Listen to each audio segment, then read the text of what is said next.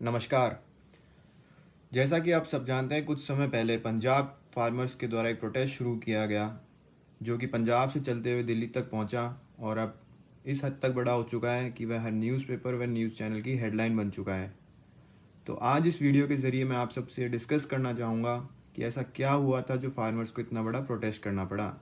लेकिन उसके पहले मैं कुछ चीज़ें क्लियर करना चाहूँगा, जैसे कि मैं इस वीडियो में ना तो किसी पॉलिटिकल पार्टी ना किसी पॉलिटिकल लीडर का नाम यूज़ करूँगा और चाहूँगा कि मैं न्यूट्रल रहूँ और आप भी उसी नज़रिए से इस वीडियो को देखें। दूसरी चीज़, मैं इस वीडियो के ज़रिए कोई सॉल्यूशन नहीं पहुँचाना चाहता हूँ, बल्कि सिर्फ फैक्ट्स और जो प्रोविज़न्स हैं एक्ट के वो डिस्कस करना चाहूँगा, ताकि इस वीडियो के एंड तक आप खुद अपना डिसीजन ले पाएँ और आप खुद बता पाएँ कि क्या सही है और क्या गलत है। तो दोस्तों, सीधा एक्ट पे बात करने से पहले मैं चाहूँगा कि हम कुछ टर्म्स क्लियर कर लें जो कि हम डेली सुन रहे हैं, जैसे कि एपीएमसी मंडी व एमएसपी। एपीएमसी मंडी मतलब होता है एग्रीकल्चर प्रोड्यूस मार्केट कमिटीज़, जहाँ पर किसान अपनी फसलों को उचित दाम पे बेच सकता है।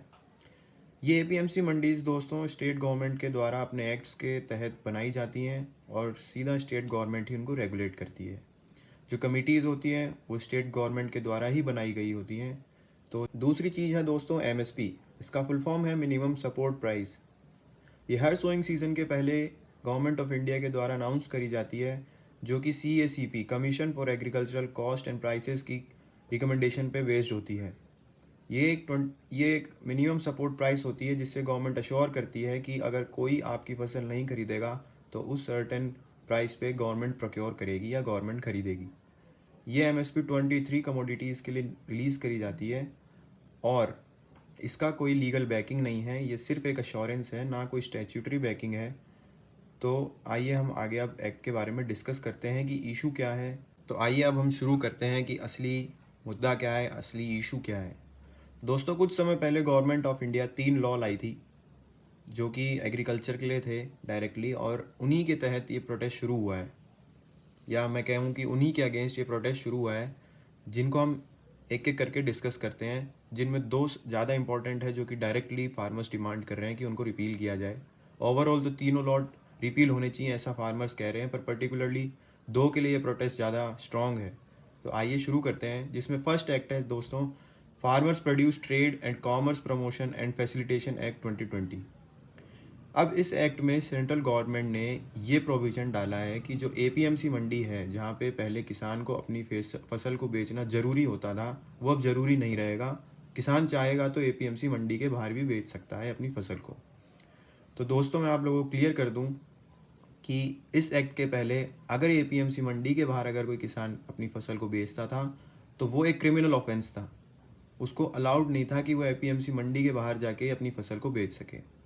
अब दोस्तों, हम एपीएमसी मंडी के बारे में थोड़ा सा प्रोज एंड कॉन्स डिस्कस करते हैं कि उसकी कमियां क्या थी और उसकी अच्छाई क्या थी।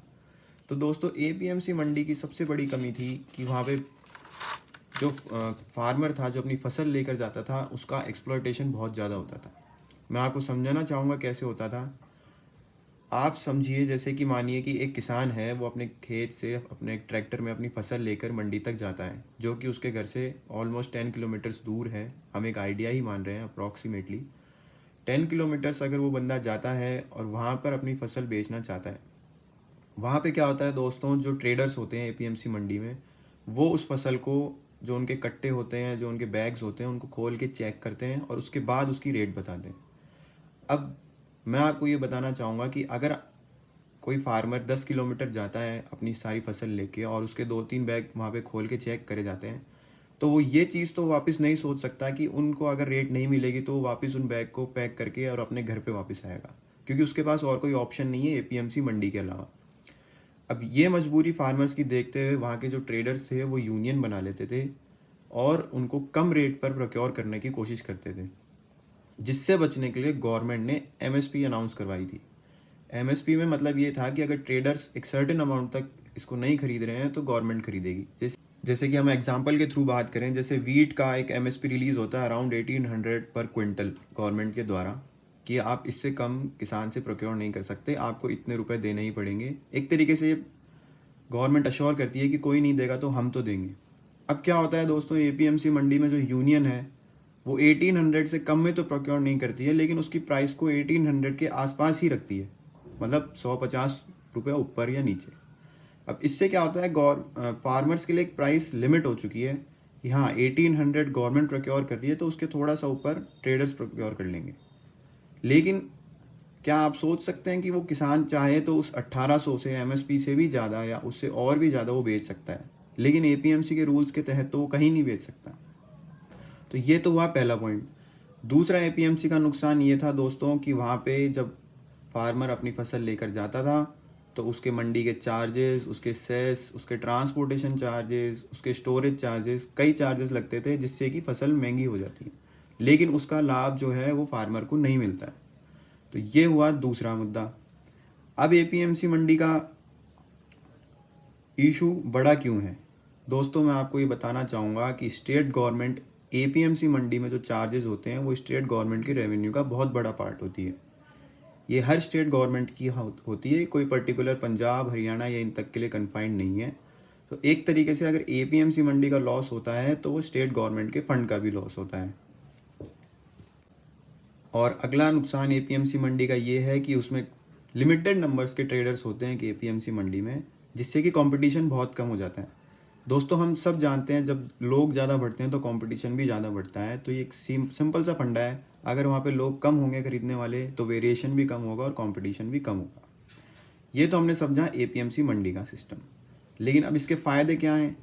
फ़ायदे दोस्तों ये हैं कि एपीएमसी मंडी में जाके कम से कम फार्मर अश्योर तो रहता है कि हाँ मेरी फसल या तो ट्रेडर खरीदेगा, नहीं तो गवर्नमेंट तो खरीदेगी ही खरीदेगी, जो कि एपीएमसी मंडी के बाहर नहीं हो सकता। उसको वो फसल किसी ना किसी को बेचनी ही पड़ेगी, एपीएमसी मंडी के बाहर गवर्नमेंट नहीं प्रोक्योर करेगी, एमएसपी नहीं मिलेगी। तो ये हुआ एपीएमसी मंडी का फ़ायदा। अब आइए हम डिस्कस करते हैं कि बिल में क्या है, एक्ट में क्या है। एक्ट में गवर्नमेंट ने ये कहा था कि फार्मर चाहेंगे तो मंडी में बेचेंगे और अगर उनको बाहर अच्छे दाम मिल रहे हैं तो वो बाहर बेचेंगे। पहली चीज़ तो ये आई थी। अब इस पे फार्मर्स की क्या डिमांड है दोस्तों? फार्मर की ये डिमांड है कि आपने ये ऑप्शन दिया है कि ज़रूरी नहीं है एपीएमसी मंडी में ही लोग फसल बेचें। इससे क्या होगा कि जो प्राइवेट प्लेयर्स हैं वो अपनी एपीएमसी मंडी के जैसे एक प्रोक्योरमेंट मंडी बनाएंगे मार्केट में बाहर, जहाँ पे फार्मर जाके बेचेंगे, लेकिन वहाँ पे उनकी मोनोपोली हो जाएगी, वहाँ उनका एक्सप्लॉयटेशन होगा, उनको कम दाम दिए जाएंगे क्योंकि वहाँ पे एमएसपी लागू नहीं होगी। कि जो एपीएमसी मंडी में जो गवर्नमेंट एमएसपी पे ख़रीद रही थी, ये वाला फीचर है, ये प्राइवेट मंडी में नहीं होगा। तो सबसे पहला मुद्दा फार्मर्स ने ये उठाया कि आप हमें ये रिटर्न अश्योरेंस दें, बिल में या एक्ट में ये लिखें कि एमएसपी कभी भी नहीं हटाई जाएगी। अब दोस्तों एमएसपी के साथ इशू ये है कि मिनिमम सपोर्ट प्राइस की कोई भी स्टैट्यूटरी बैकिंग नहीं है। ये सेंट्रल गवर्नमेंट दी गई एक अश्योरेंस है, एक राहत दी जाती है किसानों को। तो गवर्नमेंट झिझक रही है इसको रिटर्न अश्योरेंस देने के लिए। दूसरी चीज़, गवर्नमेंट क्यों चाहती है कि एपीएमसी मंडी के बाहर भी किसान फसल को बेचे? दोस्तों आपको मैं क्लियर करना चाहूँगा, जो एमएसपी पे हमारे प्रोक्योरमेंट होता है वो फूड कॉरपोरेशन ऑफ इंडिया के द्वारा प्रोक्योर होता है, जो आप जानते हैं स्टॉक बफर स्टॉक मेंटेन करती है गवर्नमेंट के, जो कि अभी दोस्तों 2.5 टाइम्स ओवरलोड चल रही है, अपनी बियॉन्ड कैपेसिटी उसके पास ग्रेन्स हैं जो कि सड़ते हैं, ख़राब होते हैं। तो गवर्नमेंट चाहती है कि जो पैसा हम एक्स्ट्रा ग्रेन्स को प्रोक्योर करने में लगा रहे हैं वो कहीं और यूज़ करा जाए और किसान अपनी फसल मार्केट में बेचे। तो दोस्तों ये था गवर्नमेंट का स्टैंड। अब दोस्तों फार्मर्स का इशू एक ये भी है कि अगर प्राइवेट मंडीज़ की मोनोपोली बढ़ जाएगी तो एपीएमसी मंडी जो गवर्नमेंट द्वारा इस्टेब्लिश की होती हैं उनकी वैल्यू कम हो जाएगी या उनका रेलेवेंस कम रह जाएगा, और इस तहत धीरे धीरे शायद गवर्नमेंट एमएसपी को भी हटा दे। तो फार्मर्स चाहते हैं कि रिटर्न कंसेंट या रिटर्न एक्ट में लिखा जाए कि एमएसपी को टच नहीं किया जाएगा या नहीं हटाई जाएगी। तो अब मैं डायरेक्ट आपके सामने एक्ट्स के जो प्रोविजंस हैं वो डिस्कस करता हूँ। दोस्तों एक्ट में ऐसे लिखा गया है कि एक फार्मर है वो इंटर स्टेट व इंट्रा स्टेट फ्री ट्रेड कर सकेगा, जिसका ये मतलब है कि दो स्टेट्स के बीच में वो अपनी फसल फ्रीली बेच सकेगा या फिर विद इन उसके स्टेट में वो अपनी फसल को फ्रीली बेच सकेगा। दूसरी चीज़ बिल में मेंशन किया गया है कि जो पेमेंट अश्योरेंस दिया जाएगा फार्मर्स को कि एक सर्टेन टाइम लिमिट के अंदर अंदर फार्मर्स का पेमेंट करना पड़ेगा। तो ये तो हो गए फार्मर्स के लिए प्रोविजंस। इसके बाद जो इशू है डिस्प्यूट रिजोल्यूशन का, जिसमें कि ये माना जाता है कि किसान की मदद कौन करेगा, तो उसके लिए गवर्नमेंट ने क्या मेंशन करा है एक्ट में, या ये हम देखते हैं। इसमें लिखा गया है कि अगर कोई इशू होता है तो एक फ़ाइल लगाई जाएगी सब डिविजनल मजिस्ट्रेट के सामने, एसडीएम के सामने, जिसके तहत एसडीएम एक कंसिलिएशन बोर्ड अपॉइंट करेगा जिसके मेंबर्स होंगे फार्मर्स और जो ट्रेड जिसने फसल खरीदी है उन पार्टीज़ के मेंबर्स, जिसका डिसीजन 30 डेज़ के अंदर अंदर कंसिलिएशन बोर्ड को लेना पड़ेगा। अगर वो नहीं ले पाते हैं तो पावर एसडीएम के पास है डिसीजन देने की, और अगर इस एसडीएम के डिसीजन से भी अगर कोई खुश नहीं है तो फर्दर आगे डीएम के पास प्रोसीड किया जाएगा।